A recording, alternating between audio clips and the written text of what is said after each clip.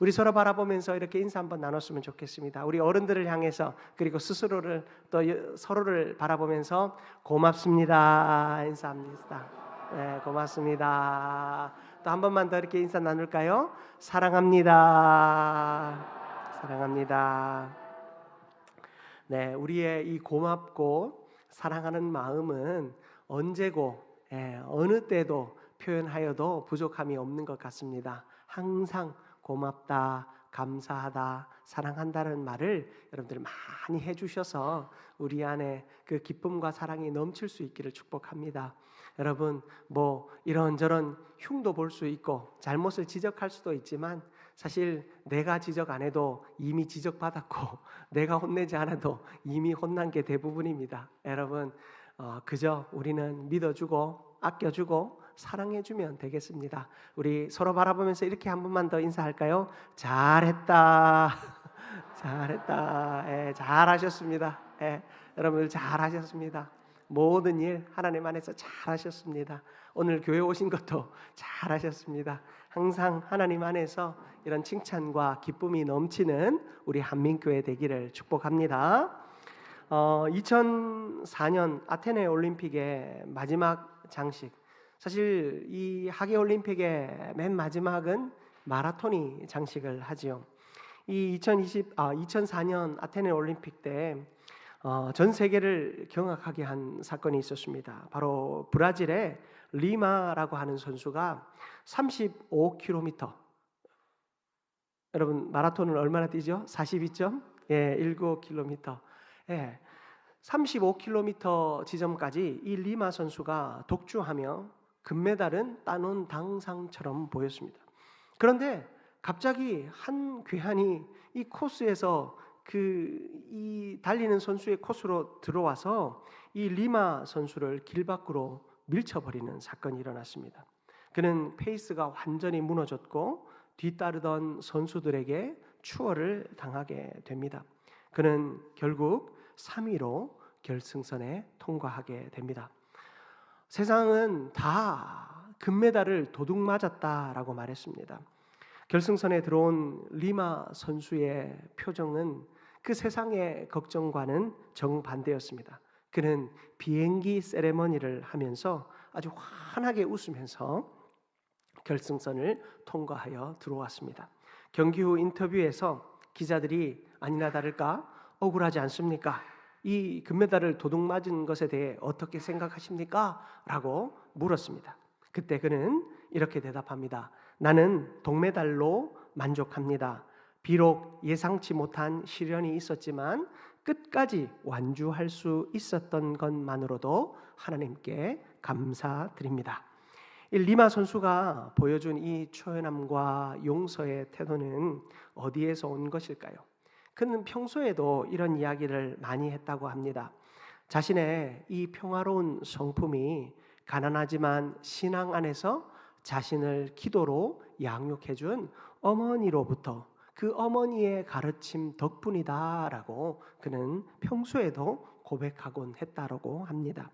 특히 어떤 상황에서도 원망하기보다 주어진 환경에 감사하는 그 부모님의 뒷모습을 바라보면서 그는 절망의 문턱에서 다시 일어서기를 늘 반복했다라고 합니다. 사람은 인생의 가장 중요한 가치를 어디에서 배울까요? 학교입니까? 사회입니까? 물론 그것들도 참으로 중요하지만 그러나 인생의 가장 깊은 태도는 가정에서 결정됩니다. 부모의 짧은 한마디, 자녀를 위해 흘리는 눈물, 그리고 고요히 꿇은 무릎, 그 무릎에서 나오는 부모의 그 기도, 그것이 한 사람, 한 자녀의 인생의 방향을 결정짓습니다. 오늘은 어버이 주일이자 스승의 주일입니다. 하나님께서 오늘 본문을 통해 우리에게 아주 중요한 영적 원리 하나를 가르쳐 주시는데요. 신앙은 가정에서 시작되고 믿음의 다음 세대는 부모와 교사의 무릎 위에 세워진다라는 사실입니다. 오늘 말씀을 통해 하나님께서 가정과 교회를 어떻게 축복의 통로로 사용하시는지 함께 은혜 나누기를 원합니다. 첫 번째로 살펴볼 것은 부모를 공경하는 삶에는 하나님의 질서가 있다라는 것입니다. 부모를 공경하는 삶에는 하나님의 질서가 숨겨져 있습니다. 오늘 본문 에베소서 6장 1절 말씀 우리 같이 한번 합독해 볼까요? 자녀들아 주 안에서 너희 부모에게 순종하라 이것이 옳으니라. 여기서 옳으니라, 이 옳다라는 말은 단순히 이것이 예의 바른 것이다 라는 것을 뜻하는 것이 아닙니다. 이 옳다라고 하는 것은 하나님이 세우신 질서에 합당하다라는 것을 말하고 있습니다. 여러분, 하나님은 이 땅을 창조하실 때 그저 아무렇게나 창조하지 않으셨습니다. 하나님은 이 땅을 창조하시면서 하나님의 계획과 섭리 가운데 하나님이 질서 있게 이 땅을 창조하셨습니다. 그리고 이 질서 있는 이 세상 속에 사람을 세우심으로 그 사람과 하나님 사이에 거룩한 영적 질서를 세우셨고, 그리고 그 사람과 사람 사이에도 거룩한 질서를 세워주셨습니다. 하나님은 가정을 가장 먼저 세우십니다. 아담에게 돕는 배필을 세워주시고, 그리고 그 돕는 배필을 통하여 자녀들이 나오게 하셨습니다. 교회보다 먼저 가정이 있었고, 국가보다도 먼저 부모와의 관계가 있었습니다. 하나님은 그 가정 안에서 사랑과 순종과 믿음을 배우게 하신 것입니다. 그래서 부모를 공경하는 것은 단순한 인간관계의 질서를 세우는 것을 넘어서 하나님을 향한 신앙의 태도로 연결되어짐을 우리는 배우게 되는 것이죠. 물론 모든 부모가 완전하지는 않습니다. 저부터도 참 실수로 또 실패한 가르침 많이 합니다. 하나님 앞에서 우리가 작은 말실수 또 그런 무의식적으로 뱉었던 말들이 자녀의 마음을 엄청나게 아프게 하기도 합니다. 우리가 그것을 빨리 깨닫고 빨리 사과하면 다행인데 깨닫지 못하는 때도 있고, 또 깨달았지만 자존심 때문에 자녀에게 미안하다 말하지 못하는 때도 있습니다. 그래서 자녀에게 극심한 상처를 주는 부모도 있습니다. 자녀에게 풍성하게 채워주고 싶지만 형편이 좋지 못하여서 자녀에게 부족함을 주는 부모도 있습니다. 그러나 하나님은 부모의 완전함 때문에 자녀에게 부모를 공경하라 말씀하지 않습니다. 하나님이 세우신 질서이기에, 하나님이 이 땅을 창조하시며 그리고 부모와 자녀를 지으신 하나님의 그 거룩한 질서 앞에 우리를 향하여 존중하라 말씀하고 계신 것입니다. 여러분, 다윗을 보십시오. 다윗은 사울을 죽이려 했습니다. 그러나 사울은 다윗을 죽이려 했습니다. 그러나 다윗은 끝까지 하나님이 기름 부으신 그 왕을 함부로 대하지 않았습니다. 하나님이 세우신 질서를 그는 두려워했기 때문입니다. 하나님이 분명 자기에게 기름 부으셨습니다. 다른 형제들을 다 건너뛰고 자기에게 하나님의 기름 부으셨습니다. 그러면 나도 기름 부음 받은 사람이니 내가 마음대로 해도 되는 겁니다. 나도 기름 부음 받은 사람이니 사람이 나를 왕으로 인정하지 않는다 할지라도 하나님이 나를 인정하셨으므로 내가 왕 노릇해도 되는 것입니다. 그러나 다윗은 먼저 기름 부음 받은 사람에 대하여 존중했습니다. 사울이 위대했기 때문입니까?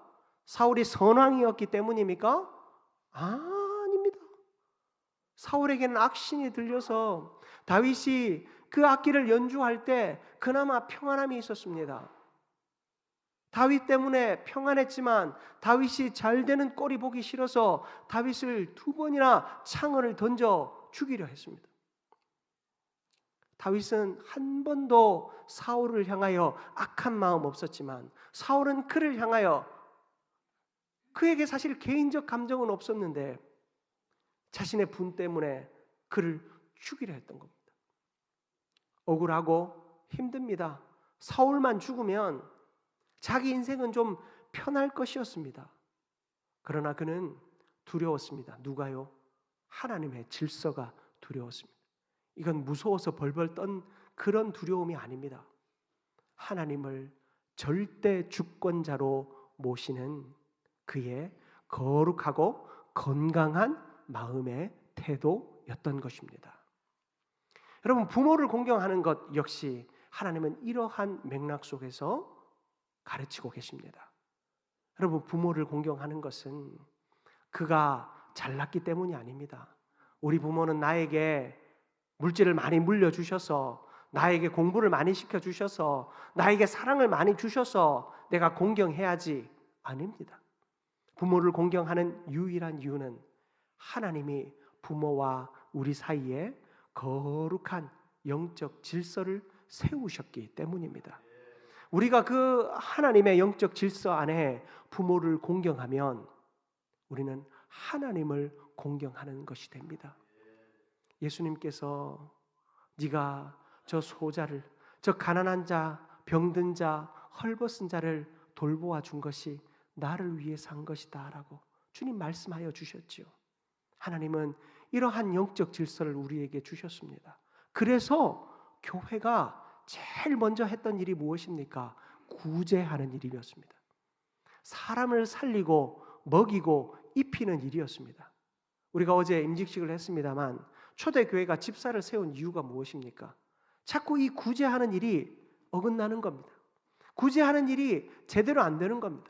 사역자들이 너무 바쁘다 보니까, 말씀 가르치고 전도하는 일에 너무 바쁘다 보니까 이 구제하는 일에까지 신경을 못 쓰다 보니 여기에는 많이 주고 여기는 적게 주고 여기는 잘 살고 여기는 못 사는 일들이 자꾸만 생겨나니 집사들을 세운 겁니다. 구제하는 일을 하도록 한 것입니다. 그런데 그 구제하는 일이 무엇입니까? 하나님의 영적 질서를 세우는 일이었어요. 그렇게 그들을 먹이고 입히고 살림으로 우리가 누구를 섬기는 일이 됩니까? 예수 그리스도를 섬기는 일이 되는 것입니다. 그래서 여러분, 교회는 구제하고 베풀고 섬기는 일에 최선을 다해야 돼요. 이웃을 향해, 또 교회 안에 어려운 이들이 없는지 돌아보고, 또 세계 열방을 향해 필요한 이들에게 많이 채워줘야 돼요. 우리 엄정철 목사님, 우리 원로 목사님 어제 같이 식사하면서 목사님이 이런 얘기를 하시더라고요. 미얀마에 와서 목사님 닭장을 좀 지어주십시오 하시더라고요. 그 목사님이 그들이 참 먹을 것이 없대요. 자급자족이 거의 이루어지지 않고, 그러나 닭장을 지어주면 그 닭이 매일 알을 낳으니 그들이 그것을 먹고 살 수가 있더라라고 이야기를 하시더라고요. 목사님이 그런 이야기를 하실 때 목사님의 마음에서 긍휼의 마음을 느꼈습니다. 우리가 사실 선교 현장 가보면요, 너무너무 가난하고 힘든 사람들이 많습니다. 우리가 잠시 가서 돈을 좀 주고 먹을 것을 주고 오는 것, 사실 그것으로 만족되어지지 않죠. 언제나 가난함과 또 그 질병과 고통 속에 있는 이들입니다. 그들을 향하여 우리가 끊임없이 나누고 베푸는 일을 멈추지 않아야 하는 이유가 바로 예수 그리스도의 사랑이 우리 가운데 있기 때문입니다. 하나님이 우리에게 이런 영적인 질서를 세워 주셨기 때문입니다. 여러분, 이웃을 섬기고 교회를 섬기고 서로를 아끼고 사랑하는 이 일을 통하여 예수를 사랑하고 예수를 섬기게 되는 우리 모두가 되기를 축복합니다. 그리고 우리 부모님을 섬기는 일 역시 하나님은 부모를 잘 섬기는 것이 하나님을 잘 섬기는 것이라 가르쳐 주셨으므로 여러분, 결코 부모님을 공경하는 것에 대하여 여러분 소홀히 하지 마시기를 바랍니다. 어버이날뿐만이 아니라 늘 부모님을 향하여 사랑하고 또한 기도하는 저와 여러분들 되시기를 축복합니다. 오늘날 세상은 권위를 무너뜨리려 합니다. 부모를 가볍게 여기고 스승을 존중하지 못하게 만듭니다. 신앙의 선배들을 조롱합니다. 그러나 그런 시대 속에서 하나님의 백성은 달라야 합니다. 여러분, 우리가 신앙의 선배들을 바라볼 때 그들이 우리를 위하여 얼마나 헌신했는지 모릅니다. 우리 여기에 백발로 앉아 계시는 우리 신앙의 선배님들의 삶을 여러분 한번 돌이켜 보십시오. 그들의 실수도 있었습니다. 그들의 잘못도 있었을 것이고 그들의 실패도 있었을 것입니다. 그러나 여러분, 그것이 그들의 삶에서 얼마나 차지합니까? 여러분, 대부분 그 모든 것들을 잘 해나가기 위해서 그 결과가 때로는 누군가를 아프게 했을지는 몰라도 여러분, 그 사랑과 헌신이 우리의 신앙의 자리에 터를 놓았고 우리가 그 터 위에서 자라오게 된 것입니다. 여러분, 그 중심이 하나님 앞에 있었기에 우리 신앙의 선배들이 하나님 앞에서 이 신앙의 삶을 거룩하게 살아내었기에 오늘 우리가 있음을 기억하시기를 바랍니다. 결코 신앙의 선배들을 우습게 여기지 마십시오. 신앙의 선배들을 존중하십시오. 그런 의미에서 우리 머리가 하얀 분들을 바라보면서 우리 고백 한번 해보십시다. 감사합니다. 네, 감사합니다. 한 번만 더 이렇게 인사 나누어 보겠습니다. 저희들이 잘 본받겠습니다. 아멘. 여러분, 하나님의 백성들은요, 부모를 공경하고 교사들을 존중하고 믿음의 어른들을 귀하게 여겨야 합니다. 그것이 하나님이 세우신 영적 질서요. 그러한 삶을 통해 하나님은 우리에게 복 주십니다. 왜요? 그러한 삶이 곧 누구를 높이는 거라고요? 하나님을 높이는 것이니 하나님을 공경하고 하나님을 높이는 자에게 하나님이 복 주시지 아니할 수 없습니다. 여러분, 우리는 하나님을 높임으로 하나님이 부어주시는 복을 다 받아 누리는 우리 모두가 되기를 축복합니다. 두 번째로, 부모의 무릎은 믿음의 학교가 되어야 한다라는 것입니다. 여러분, 저는 부모가 자녀들의 이 믿음의 학교가 되어줘야 한다. 우리의 가정이 믿음의 학교가 되어줘야 한다는 이야기를 늘 드립니다. 여러분, 2절 말씀을 보십시오. 함께 합독해 봅니다. 내 아버지와 어머니를 공경하라. 이것은 약속이 있는 첫 계명이니. 아멘. 하나님은 10계명 가운데 유일하게 약속을 붙여주셨습니다. 왜입니까? 가정이 무너지면 다음 세대가 무너지기 때문입니다. 여러분, 이 부모를 공경하는 것, 하나님께서 주신 이 10계명 가운데 이것은 정말로 약속 있는 계명이다라고 하나님이 특별하게 세워주셨어요. 오늘날 가장 큰 위기 중에 하나는 신앙의 단절이죠. 교회는 다녔지만 믿음이 이어지지 않는 자녀들을 많이 봅니다. 어린 시절 부모님을 따라 교회를 다 왔지만 어느덧 그들이 다 사라지고 있습니다. 교회를 다니는 것에 대하여 부정적이고 또 교회에 나오는 것에 대하여 열심을 내지 않습니다. 부모의 세대의 신앙이 자녀에게 잘 이어지지 않음을 보며 너무나도 가슴이 아픕니다. 여러분, 그 이유 중에 하나는 신앙이 삶 속에서 보여지지 않기 때문임을 우리는 기억해야 합니다.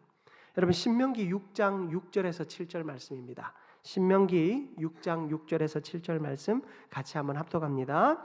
오늘 내가 내게 명하는 이 말씀을 너는 마음에 새기고 내 자녀에게 부지런히 가르치며 집에 앉았을 때든지 길을 갈 때든지 누워 있을 때든지 일어날 때든지 이 말씀을 강론할 것이며. 아멘. 여러분, 성경은요, 자녀 교육의 책임을 누구에게 묻고 있습니까? 부모에게 묻고 있습니다. 교회는 도와주는 곳이지 대신하는 곳이 아닙니다. 교회 잘 나가면, 주일학교에 잘 맡겨놓으면 우리 아이들 어떻게든 잘 자라겠지? 어림도 없는 소리입니다. 여러분, 주일학교는 보충하는 곳이지 절대 대체하는 곳이 아닙니다. 여러분, 우리 아이들 맡겨만 주십시오.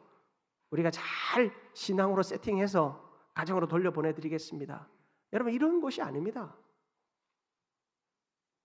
가정에서 부모가 자녀에게 신앙을 잘 가르쳐야 교회에서 그 가르친 신앙이 확장되어지는 거예요. 부모가, 여러분들이 성경을 배우지 않으셨잖아요. 신학을 하시지 않으셨잖아요. 말씀을 풀어주고 그들에게 말씀을 먹이는 일은 누가 합니까? 교회에서 주일학교 교역자들이 하는 겁니다. 그거 하라고 하나님이 이 말씀을 가르치는 사람 되라고 하나님이 교육하시는 거죠. 그렇게 교육받은 주의 종들이 말씀을 가르칩니다. 그리고 그 말씀을 먹은 자녀들이 삶에서 부모의 삶을 통해 그 말씀을 적용합니다. 아, 들은 말씀이 이렇게 사라지는구나. 우리 부모님의 삶을 보니 아, 말씀의 능력이 저렇게 나타나는구나. 제가 지난 주일에도 여러분에게 말씀드렸지만 자녀들은 부모의 뒷모습을 보면서 배웁니다. 자녀들이 부모의 뒷모습을 따라가는 것 같지만 그 모습을 통해 자신들의 앞길이 열려지는 것입니다. 부모가 기도하는 모습을 보고 자녀들은 기도하는 삶을 배웁니다. 예배를 소중히 여기는 모습을 보고 예배를 배우는 것입니다. 무슨 일이 있어도 교회에 나아가는 삶을 바라보고 배우는 겁니다. 저도 몸이 아프든 어떻든 무조건 서울 하늘에만 있으면 제가 이 새벽 기도회를 하려고 애를 씁니다. 그러면 어디서 이런 것을 배웠겠습니까? 저희 어머니는 모교회에 새벽 기도 안 나면 지옥 가는 줄 아세요. 네, 그래서 아들 집에도 한번 안 올라오셨어요. 새벽 기도 안 빠지시려고. 하루 만에 왔다 가면 가실 수 있는데 아니면 그게 안 되는 거예요. 여러분, 그만큼 최선을 다해 기도하셨어요. 누구 위해 기도하셨겠어요? 아들 위해, 딸 위해 기도하지 않으셨겠습니까? 지금도 저희 부모님도 우리 처가 식구들도 다 우리 한민교회 위해서 기도합니다. 어제 다 연락 오셨더라고요. 아, 임직식 가는데 참 은혜롭대 하고 다 연락 오셨더라고요. 이미 다 보셨더라고요. 항상 기도하는 것, 누구의 모습입니까? 부모의 모습이에요. 여러분, 부모가 기도하는 모습은 자녀들의 삶에 깊이 새겨집니다. 부모에 헌신하고 충성하는 삶은 자녀의 인생에 깊이 새겨집니다. 야, 너 기도해. 기도해야 살아. 기도해야 잘 돼. 기도해야 하나님이 좋은 성적 주셔. 기도해야 좋은 직장 갈 수 있어. 맨날 이야기해봐야 여러분 다 한 귀로 듣고 한 귀로 흘러갈 뿐입니다. 기도하고 오신 부모님이 자녀를 축복하는 말 한마디, 하나님이 널 인도하실 거야. 하나님이 너를 지켜주실 거야. 하나님은 실수하지 않으셔. 하나님은 너를 위해 가장 완벽한 길을 열어주실 거야. 기도하고 온 부모의 그 한마디가 오히려 자녀를 격려하고 자녀를 믿음 안에 세우며 그들도 성인이 되어서 나도 저렇게 기도하며 자녀들에게 격려해 주어야 되겠다. 기도하지 않는 부모는 자녀에게 기도하라 말하지만 기도하는 부모는 자녀에게 기도의 열매를 선물해 줍니다. 시키는 부모에게서 능력이 나오겠습니까? 열매를 내어주는 부모에게서 능력이 나타나겠습니까? 여러분, 어버이날을 맞아 제가 여러분들을 격려하는 말 한마디, 여러분들을 사랑으로 인도하는 말 한마디, 여러분 믿음의 본을 보이는 부모가 되십시다. 내가 믿음의 본을 보이는 부모가 되면 모든 것이 하나님의 뜻에 합당하게 이루어질 줄 믿습니다. 말씀 마무리하기 원합니다. 사랑하는 성도 여러분, 아까 제가 설교를 시작할 때 이 마라토너 리마 선수의 이야기를 했지요. 그는 그 평화로운 성품과 용서의 마음을 인정받아서 2016년 리우 올림픽에서 최종 성화봉송 주자로 선정되었습니다. 여러분, 성화봉송의 맨 마지막은 시대에 가장 의미 있는 사람들이 하게 됩니다. 이 사람은 브라질 선수로서 자신의 대회에서는 동메달밖에 받지 못했지만 그 동메달을 받은 상황에 대하여 하나님께 감사했던 그 모습이 2016년 리우 올림픽에서 성화봉송의 마지막 주자로서 용서와 평화의 상징으로서 그가 성화봉송을 하게 되었습니다. 그는 끝까지 달린 사람에게 주어지는 하나님의 거룩한 보상을 받게 되었습니다. 사랑하는 성도 여러분, 우리의 신앙은 우연히 여기까지 온 것이 아닙니다. 리마 선수의 그 부모님의 어머니의 기도가 그를 평화로운 성품으로 또 온유한 성품으로 용서하는 자로 세운 것처럼 우리의 기도와 눈물과 헌신이 우리의 자녀들을 거룩하고 건강하게 세울 줄 믿습니다. 그리고 오늘 우리가 교사주일이잖아요. 선생님들이 우리 주일학교 아이들에게 해줄 수 있는 가장 위대한 선물은 그들에게 믿음의 본을 보여주는 것입니다. 그리고 우리 신앙의 선배님들에게 제가 늘 부탁하잖아요. 힘도 없고 다리도 아프고 허리도 아프고 교회 오는 것만으로도 벅찬 그런 나이지만 여러분이 할 수 있는 마지막까지 할 수 있는 사명이 뭐냐면 기도하는 사명. 그 기도하는 사명을 잘 감당할 때 여러분 그 기도의 사랑과 기도의 헌신이 우리 사랑하는 주일학교 아이들 저 갓난쟁이까지 흘러가게 될 줄 믿습니다. 이런 우리의 눈물과 이런 우리의 기도를 통하여 다음 세대를 건강하게 세우는 교회와 주일학교와 또 가정 되어질 수 있기를 주님의 이름으로 축복합니다. 사랑과 은혜가 충만하신 하나님 너무나도 감사합니다. 하나님 우리 안에 거룩한 믿음의 공동체를 허락하여 주심에 감사합니다. 하나님 내가 가정에서도 교회에서도 또 하나님 우리가 서 있는 어떠한 자리에서도 항상 믿음의 본을 보이는 자 되어지게 하여 주옵소서. 그렇게 믿음의 역사가 하나님 안에서 온전히 흘러가게 하여 주옵소서. 예수 그리스도의 이름으로 기도드립니다. 아멘.